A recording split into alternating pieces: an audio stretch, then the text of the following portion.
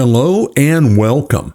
This is Matthias 76. Together, we are decoding the deception, and we're today continuing our journey through the book of Genesis, this book that is so important, that sets the framework, the foundation for everything that comes in the scriptures, and especially the narrative of salvation. And where we are is here in chapter 29, and we're going to see some interesting things. We're going to see some irony. We are going to see something. Hopefully, we're going to see something that I find very interesting. There is something here that, if we think about it enough, stands out in this narrative. And in order to get to that, we have to scrub our minds of all of our preconceived ideas about this story, because all of these stories about the patriarchs, all of this history of the lives of the patriarchs, it is so important to us that we can look at the surface, the things we know, and not go deeper and think and ask questions. And we today are going to do that. So let's jump in. We've got Jacob, after all the falderall and goings on in chapter 28, all of that with the blessing and his brother wanting to kill him, and now Isaac and Rebekah are sending him away. Now he saw the Jacob's ladder. He saw that ziggurat, that thing going up into the heavens, and received the assurance from the Lord. But I think one of the things we'll see here is there's still more for Jacob to learn. We'll talk about that as we progress. So Jacob went on his journey and came to the land of the people of the east. And he looked and saw a well in a field, and behold, there were 3 flocks of sheep lying by it, for out of that well they watered the flocks. A large stone was at the well's mouth. Now all the flocks would be gathered there, and they would roll the stone from the well's mouth, water the sheep, and put the stone back in its place on the well's mouth. And Jacob said to them, "My brethren, where are you from?" And they said, "We are from Haran." Then he said to them, "Do you know Laban, the son of Nahor?" And they said, "We know him." So he said to them, "Is he well?" And they said, "He is well. And look, his daughter Rachel is coming with the sheep." Then he said, "Look, it is still high day. It is not time for the cattle to be gathered together. Water the sheep and go and feed them." But they said, "We cannot until all the flocks are gathered together, and they have rolled the stone from the well's mouth. Then we water the sheep." We'll stop there.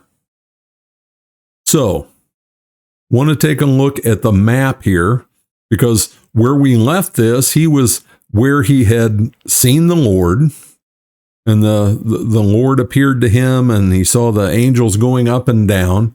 He was way down here, and it doesn't show it here, but at Bethel. But he's made this long, difficult journey all the way up here to Haran. This is, and just as today, I live in North Georgia. In North Georgia, there are all these places that have Cherokee names, Indian names, and they also have other names as well. As time goes on, names for places change. This is also Ur of the Chaldeans. It's more of a regional name. So he has gone back to where Abraham came from. That's important. He's gone back there because Isaac and Rebekah didn't want him to marry one of the heathen people down here. And there are a lot of reasons for that. Part of it was just that they were idolatrous, practiced abominable things, but also think of it, if the line of Jacob, that from whom the 12 tribes will descend. They're his sons. Those 12 tribes are his sons. If they had familial ties with the people of Canaan, how is that going to work when they go back and take over the promised land, the conquest, and the end of the Pentateuch and the beginning of, or most of, the book of Joshua? So up here to get a bride from his own family. But we need to look at this and take in how far of a journey that is that he has been on.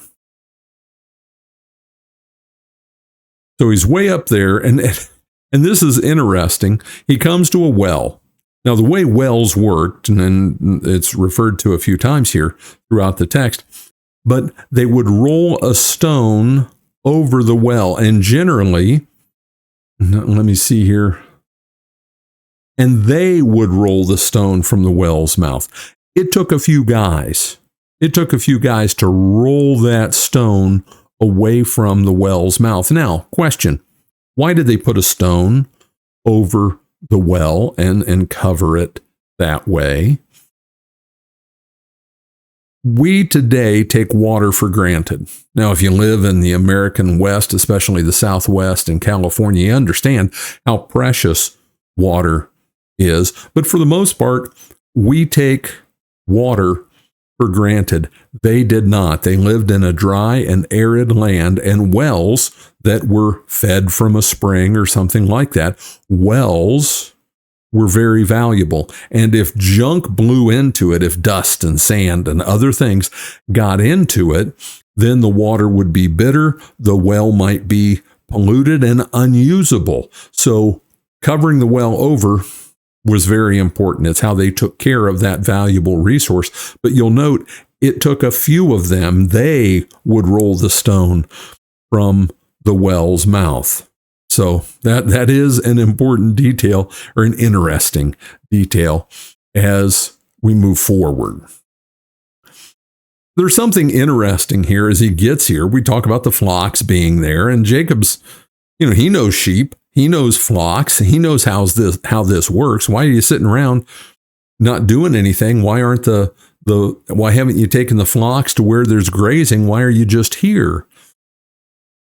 So that's one component to this, but they had to wait until the others got there to roll the stone away. And they didn't want to do that too many times during the day. But he says, this is a telling question. And Jacob said to them, "My brethren, where are you from?" And they said, "We are from Haran." Why does he ask them? I mean, it's not like they would have come from far, far away. And we looked at the map and saw this long journey. Now, many people travel during the summer. As I record this, it's the weekend right before the 4th of July, and there are all kinds of people out on vacation, traveling the interstates and highways and going places. There's something else that we take for granted.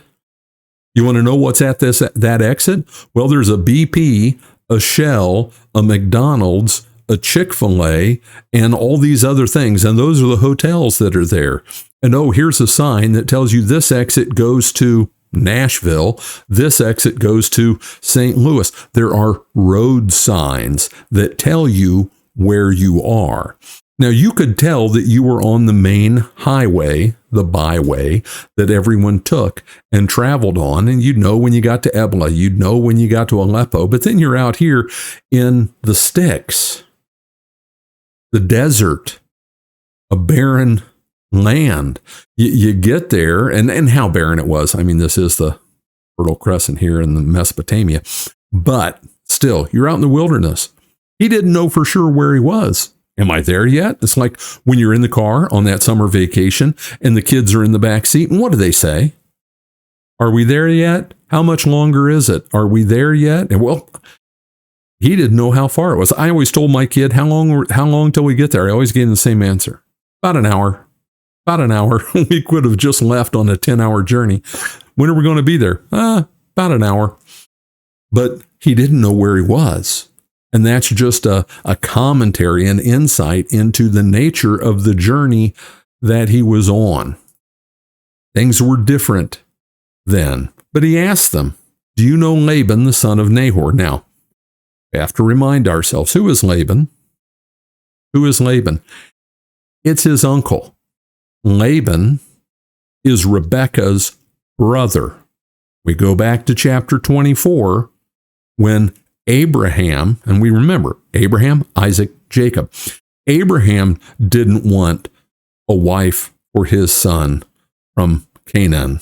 He sent his servant up there to go and find a wife for Isaac from his family, from his kin.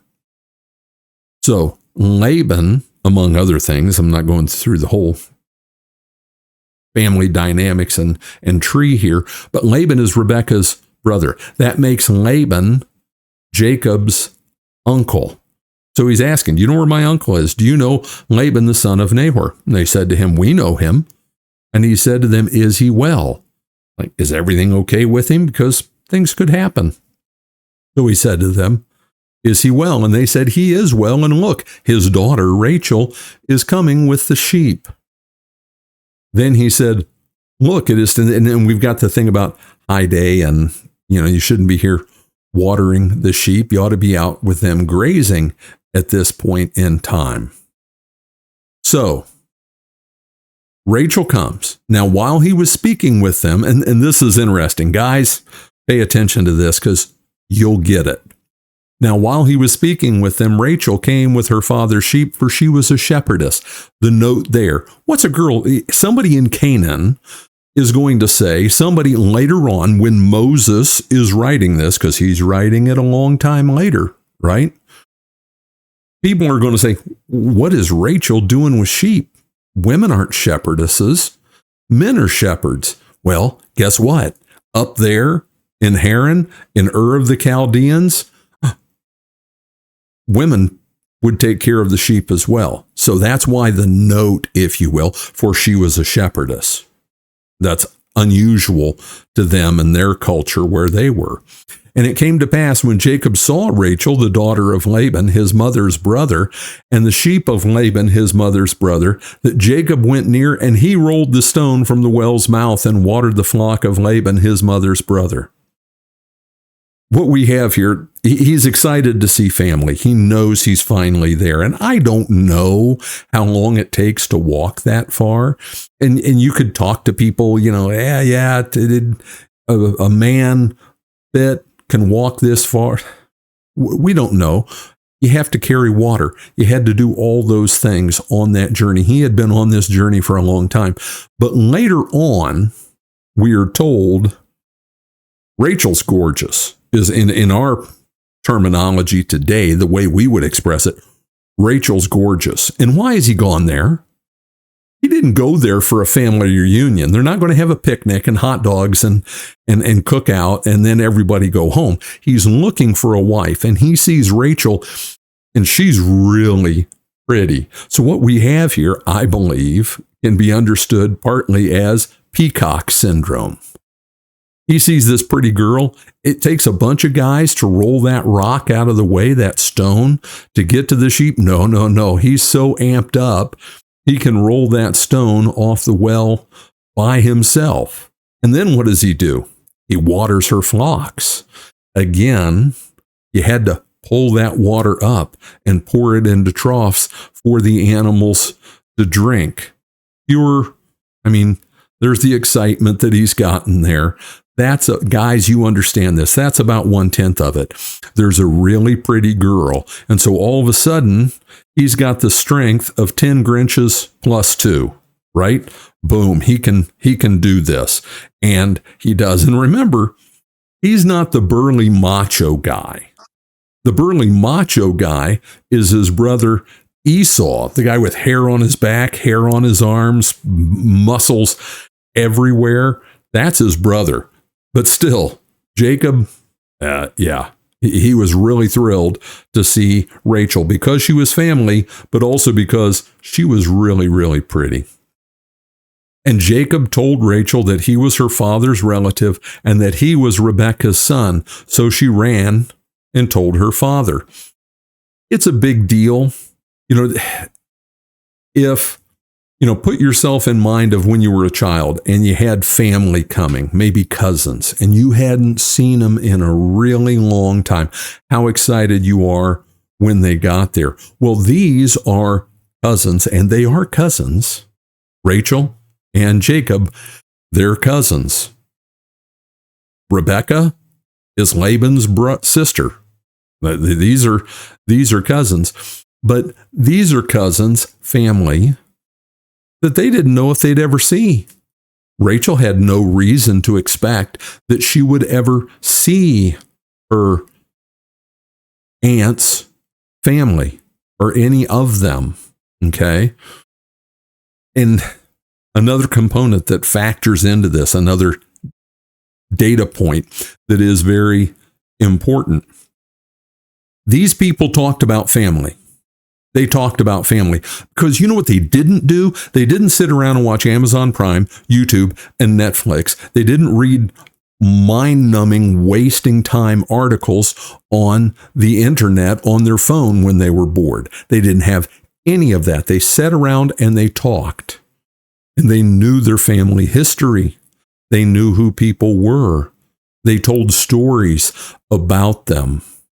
No doubt Rachel had heard countless times the story of when that servant of Abraham came, and Rebecca, her aunt, ended up going away with them.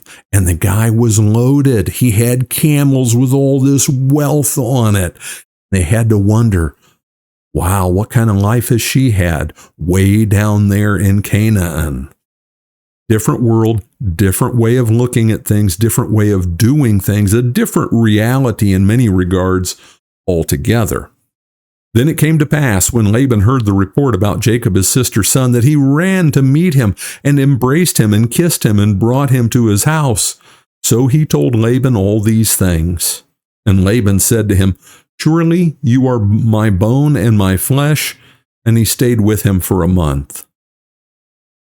Okay, now, there's something I told you we're going to get to that we need to go a little bit deeper to think about.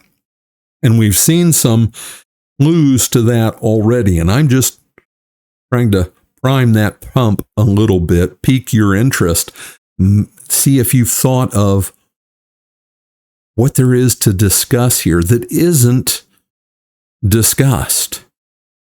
Sometimes things that aren't discussed are every bit as important, or almost important as the things that are discussed. He told Laban all these things. What things did he tell Laban?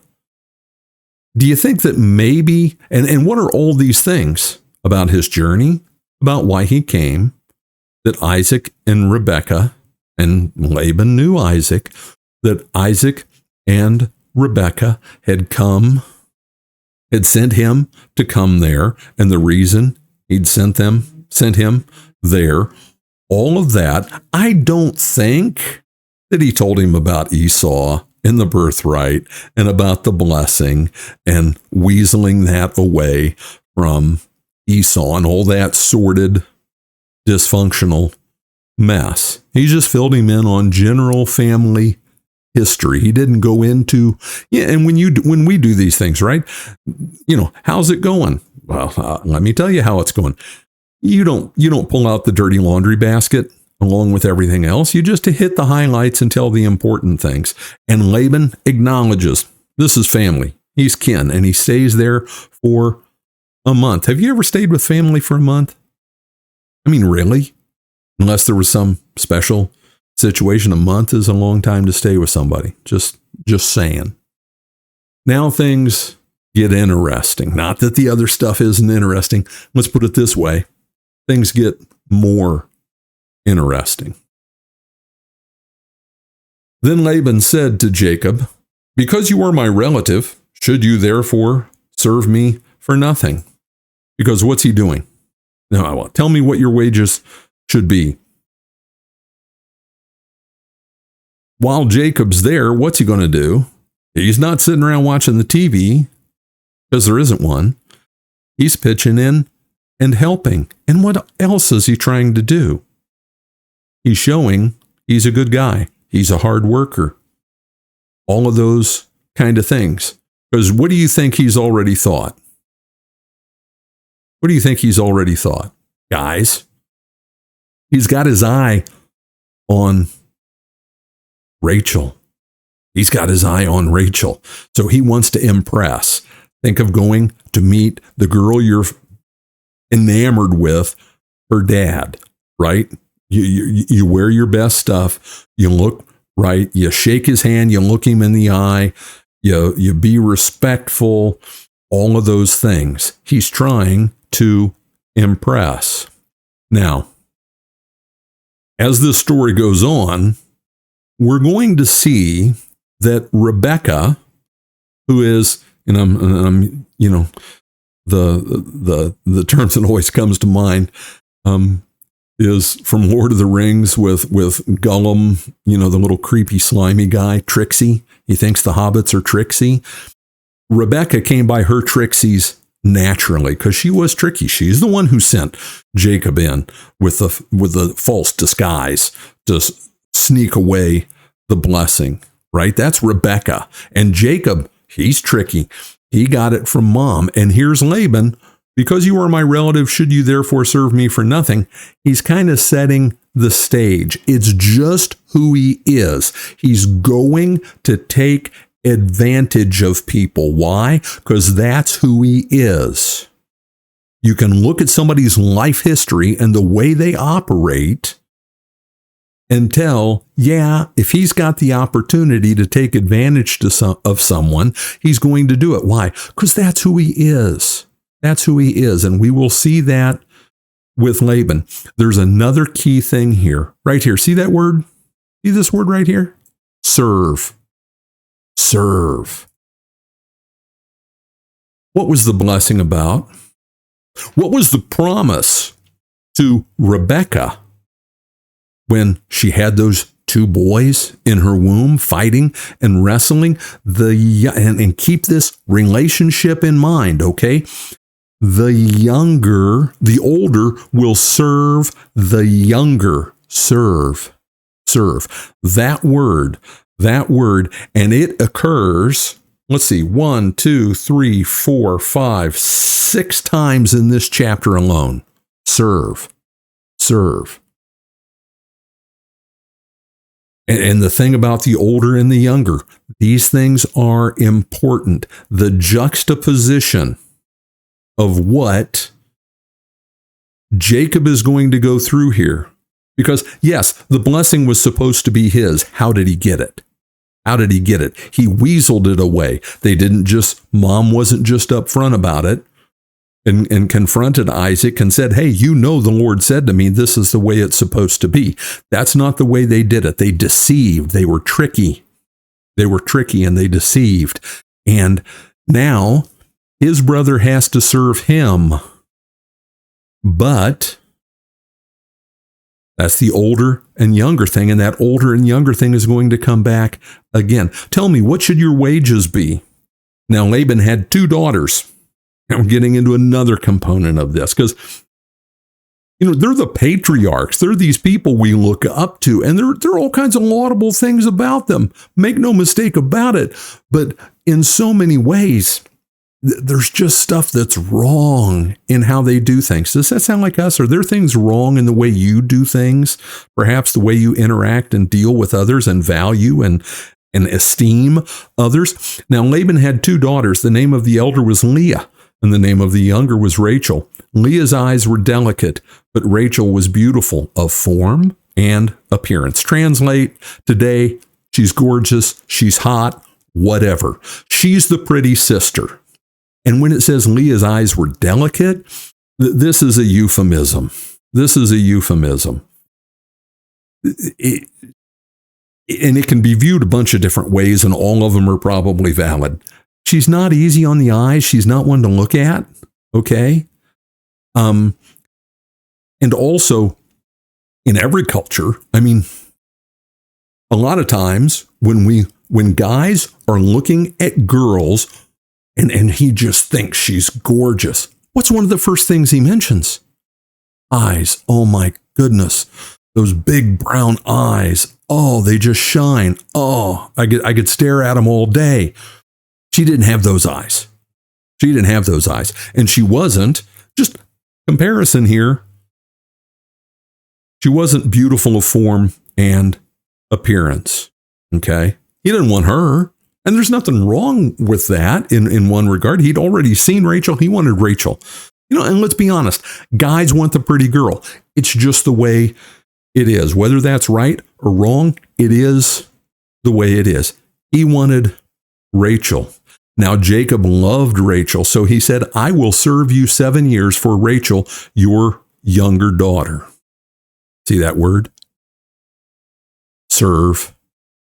I will serve you 7 years for Rachel, your younger daughter. And Laban said, and we'll read this section, then we're going to go deep on something. And Laban said, it's better that I give her to you than I should give her to another man. Stay with me. Here is where we see Laban by omission. And oftentimes we excuse being deceptive by simply not stating something.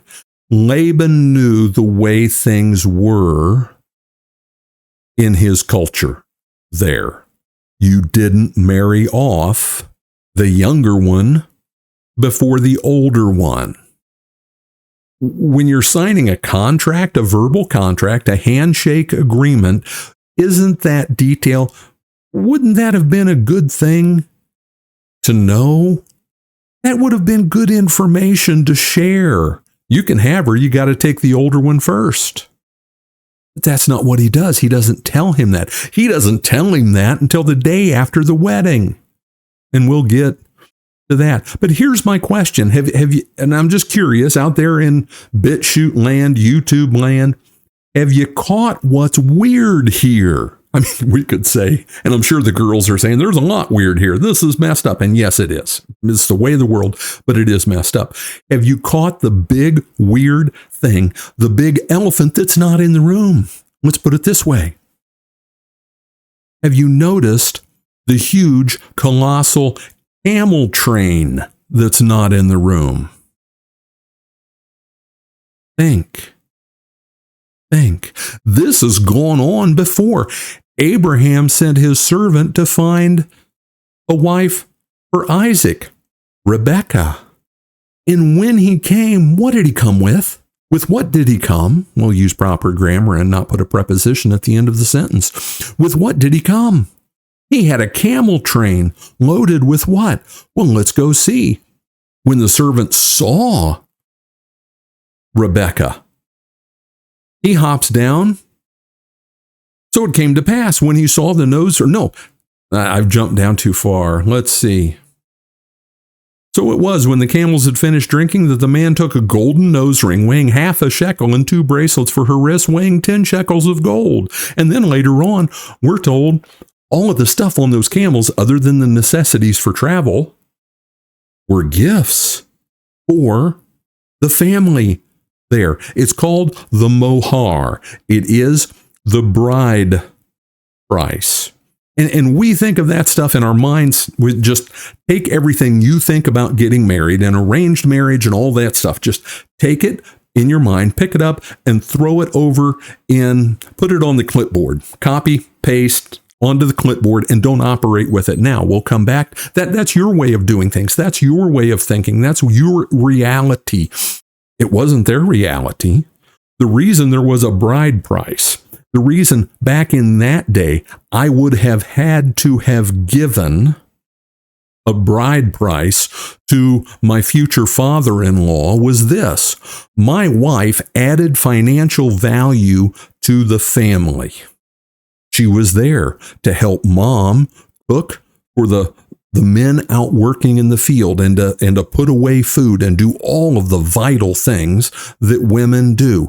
I'm taking that away from the family unit. It was all about the family unit. And to repay that, I gave a bride price. And you can say whether you think that's abominable or ridiculous, or that's the way they looked at things. People in a family had value. If I'm taking a wife from that family and bringing it into my family, well, they're down a worker, because that's the way things worked. It was subsistence living. They grew the things they ate. They raised the animals. All of that. You're taking that away. Do you think that Laban remembered that when that servant came and took his sister away, that he got all kinds of gold and silver and all kinds of other delicacies from the land of Canaan? You bet he did. What does Jacob have? Nada, nothing. Jacob's got nothing. And here's the big question. Are you ready? Have you thought of it already? Why in the world did Isaac and Rebekah, and specifically Isaac, because he was the head of the house, the head of the household, the clan, why did he send him up there on a journey to find a wife with nothing? And I'll be honest, until I was preparing for this lesson today, and I don't know how many times in my decades of ministry and teaching and preaching and all of that, I've covered this text and I hadn't thought of it before. And now it's like, how did I not think of it before? Why did he send him with nothing? It's not like Isaac didn't have it, because he certainly did. And it's not like all of it wasn't going to be Jacob's in the end, because he got the birthright, he got the blessing, but he sends him up here in a proverbial pickup truck with nothing in the bed and just enough gas to get there. What's going on there? Now, this is all, I think it's a thoughtful reading of the text. This jumps out, and especially if you're reading it through and not doing it week by week, but you're reading it through, and just 20 minutes ago, you read Genesis 24, and now you read this. It's like, well, one of these things is not like the other. One of these things just doesn't belong, right? Why? Why do you think Jacob did that? And there's the question, did Jacob know about Esau's anger did Isaac know about Esau's anger toward Jacob? Some people say they don't think he did. I think he did. I think that while Isaac loved Jacob, he sent him up there and was kind of saying, he's like the billionaire who says, son, go make it on your own. Go make it on your own. Yeah, in the end, all this is yours, but you go make it on your own. I think there's something to that. You got the blessing. The Lord's going to look out for you. Go on your way. And we could probably contemplate different aspects and components and possibilities with that. But we do have to remember that all of that, because it's not here.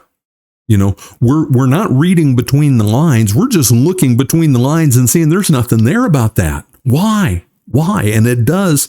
I think the absence is intended to make us really question why. He has to work 7 years. What were you doing 7 years ago? Where were you? Imagine spending all of that working for someone else, for which you get nothing other than what you eat and your wife. You get nothing. And it's going to actually be 14 years and then 20. The absence is a statement. The absence of anything said about it, the absence of the bounty that Isaac did not send him with, and that nothing is said about it. The scriptures oftentimes are profound for what they don't say. Just like it never says, and he shouldn't have married that many women. He shouldn't have. It doesn't say that. It just shows the problems that result, and we're going to see that with Jacob. It just shows the mess that results and what happens with the kids. It doesn't say that it shouldn't have been that Isaac loved Esau more than Jacob, and that Rebekah loved Jacob more than Esau. It doesn't say that. It just shows the mess that it makes. And we need to spend time stopping and thinking about those things as we have progressed through this narrative. But he works the 7 years. So Jacob served 7 years for Rachel, and they seemed only a few days to him because of the love that he had for her. He's Twitter-pated, like in Bambi. He's just head over heels. He'll do it, no problem. You need 7 years? I'll work 7 years. I mean, you can go through college and get a master's degree or two in 7 years. Then Jacob said to Laban, you bet he knew the day that it was time. Then Jacob said to Laban, give me my wife, for my days are fulfilled, that I may go into her. He knew exactly when that was. And I made a note for myself over there. You can see it on the right side, right above my head. From the Quiet Man, when they're courting, when John Wayne is courting, what's her name, O'Hara, and the little guy driving the wagon says the proprieties will be observed in all details. You know, courting was the way it was. Things were done the way they were. He had to do the 7 years. And back then, marriage was really simple. They didn't have a big ceremony, all that stuff. They had a big feast, and then they went into the tent together and consummated the marriage. That was the way it worked. And Laban gathered together all the men of that place, and made a feast. That was his job. He was supposed to put out the feast. Now it came to pass in the evening that he took Leah, his daughter, and brought her to Jacob, and he went into her. And Laban gave his maid Zilpah to his daughter Leah as a maid. Now that's a detail that's important, because some of the 12 tribes, they're going to come from Zilpah as the narrative progresses, as the story moves along. And that is something that a wealthy man would do. Sends his daughter away, but she gets a maid who's her attendant, who's going to take care of her, who's going to go with her. Now it came to pass. So it came to pass in the morning that, behold, it was Leah. And he said to Laban, what is this you have done to me? Was it not Rachel that I served? Was it not for Rachel that I served you? Why then have you deceived me? Okay, we'll get to his deception in just a moment. But you know, we can ask a lot of questions about this. The one, in just very real terms, it was a big feast, right? What do people do at a big feast? They toast, they celebrate, they toast again, they drink more.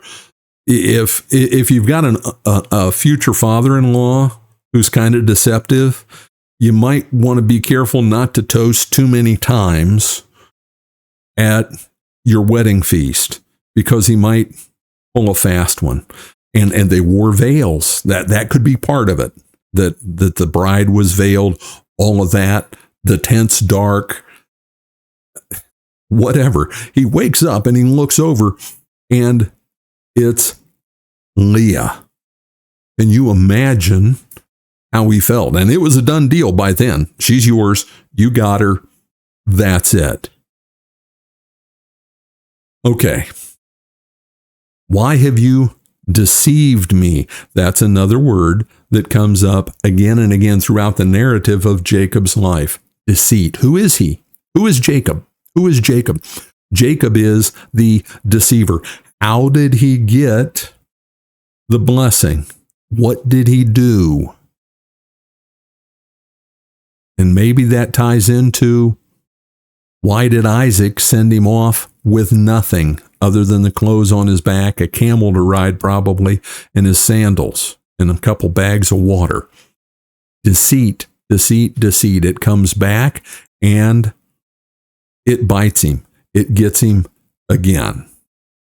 And you can't miss. There's so many layers to this. Older, younger, younger, older. And we'll see that right now. And Laban said, oh, I forgot to tell you about subsection 4, article 13, point A, number 4, that says, it must not be done so in our country to give the younger before the firstborn. See, in our country, you're not in Kansas anymore. You're here. It's different. You're not in Canaan. It's different here. No way that that's going to happen. So you've got the deceit, you've got the serving, and you've got the juxtaposition of older and younger. Now he gets the older when he wanted the younger. I mean, there's just a whole lot here. And he uses, and the terminology that is here, it is the same. They're the same words, younger and firstborn. The same words are used in the narrative about Jacob and Esau.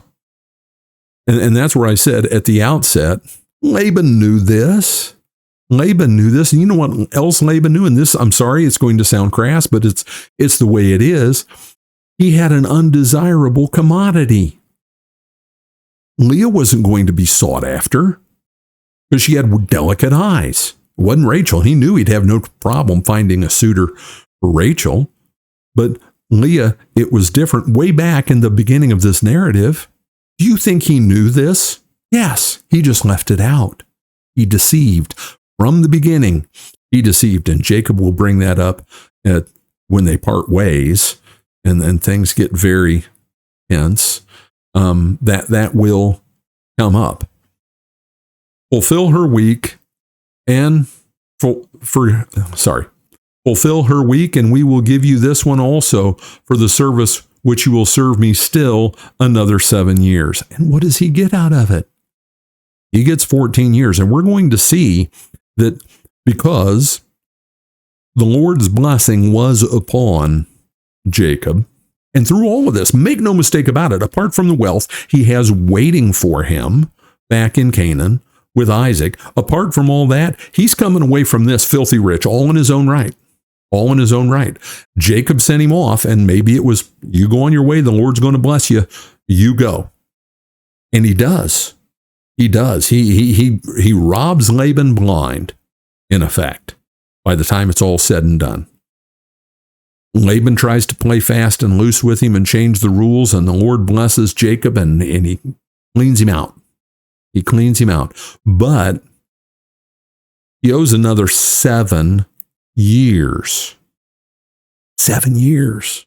Now we're up to 14 years. What were you doing 14 years ago? See, that's a good way to put time into perspective. Just like when you think of the 430 years that Israel spent in Egypt in captivity, 430 years. What was going on in America 430 years ago? Not much. We need to find ways to put these big time frames into perspective for us that it is something relatable. Now, the good thing is, at least, he doesn't have to wait 7 years for Rachel. Then Jacob did so and fulfilled her week. So he gave him his daughter Rachel as wife also, and Laban gave his maid Bilhah to his daughter Rachel as a maid. Bilhah is mentioned also because they're going to be descendants of Jacob, part of the 12 tribes that come from Bilhah. So that's why they're named. It was part of the custom. And you could say, was Rachel in on this? But then again, what choice did she have? What choice did she have? And do you think she wanted to share a husband with her sister? Girls out there, how does that sound? Do you think that she was like, oh yeah, this is a good plan? Or she just kept her mouth shut because dad told her to, or you won't get anybody. You know, he had the power in this situation because basically in this day, the head of a household, the head of a clan was the patriarch, and he was like the equivalent of dad, grandpa, governor, sheriff, and master of the plantation. All of those things rolled into one. Then Jacob also went in to Rachel, and here we go. Are you ready? He also loved Rachel more than Leah, and he served with Laban still another 7 years. Okay. This wasn't his choosing. It wasn't. I think this one will just fall into the category of sad. It leads to heartbreak. It leads to sadness on the part of Leah.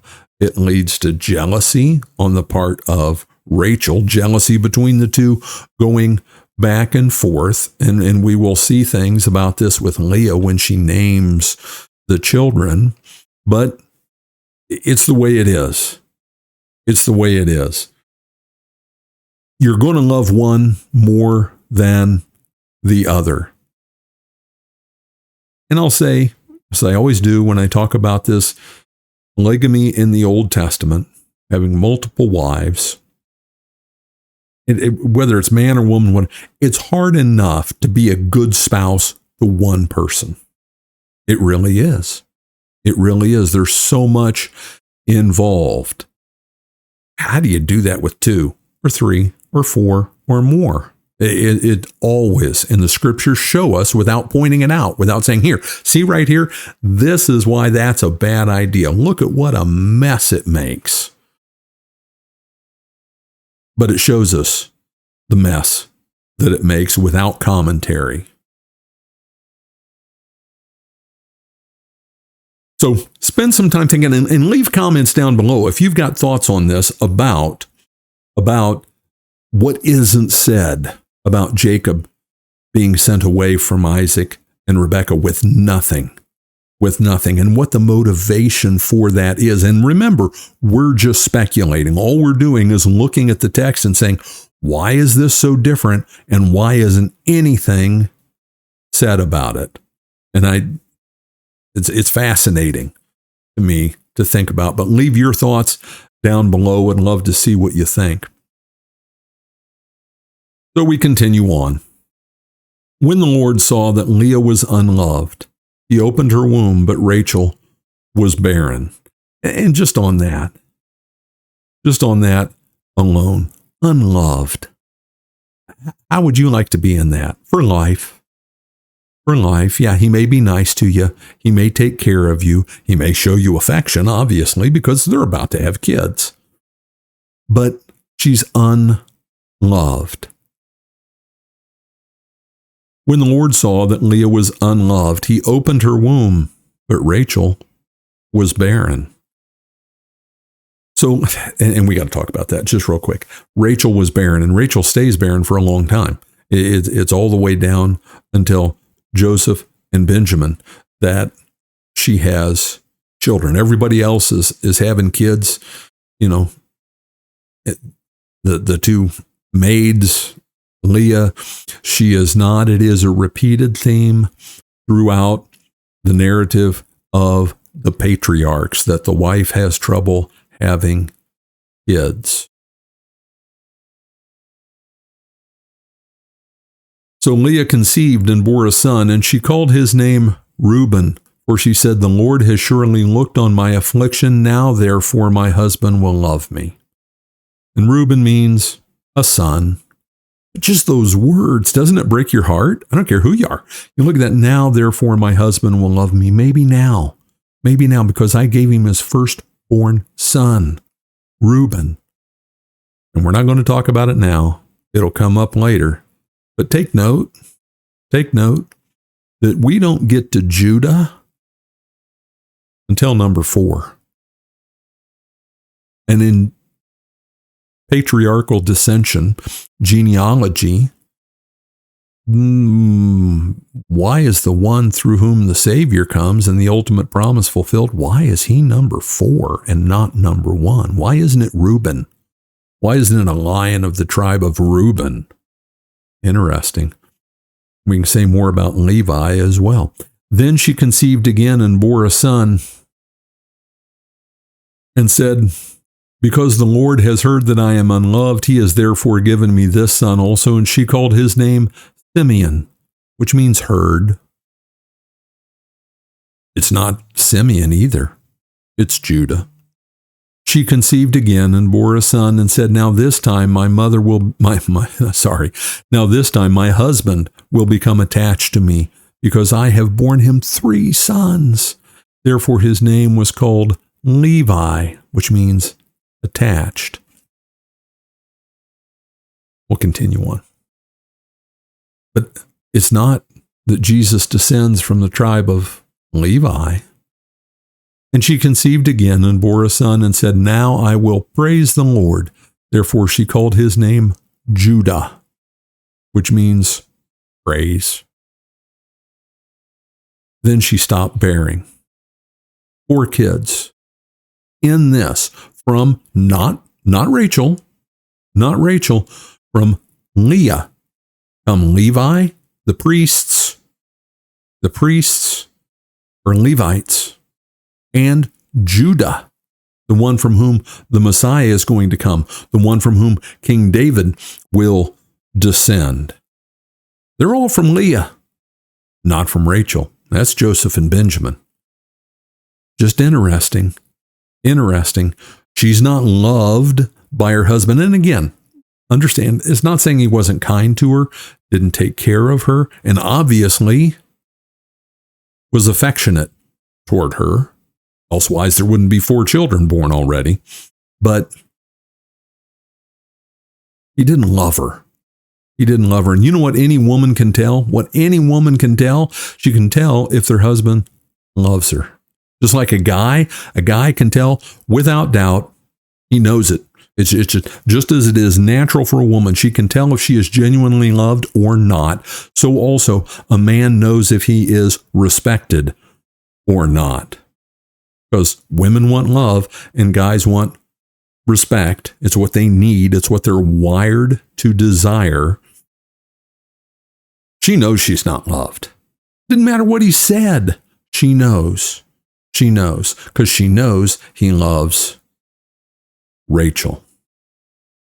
So some really interesting things here that we've talked about, really a whole lot there. And have you caught on that, just backing up and looking at the whole chapter?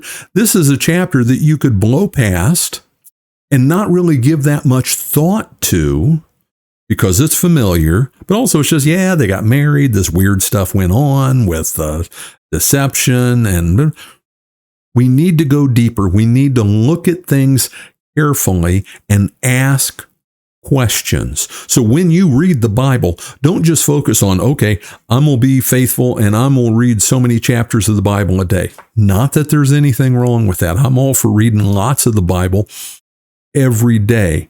But the important thing is stop and think about what you're reading. Ask yourself questions. Imagine, and this is a very good way to read the Bible.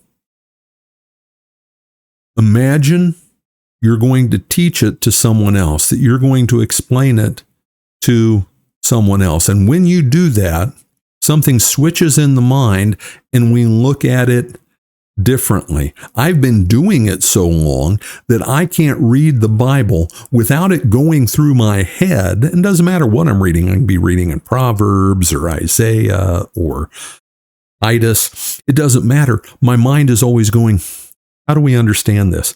How would I explain this? We need to do that because it makes us, it allows us, it opens the door for us to get more out of the scriptures than we would have otherwise. And the other key thing with that, don't just read the Bible. If you read the Bible and you're not praying that the Holy Spirit give you insight and stopping and thinking about what is this saying and praying, Lord, what should I take away from this?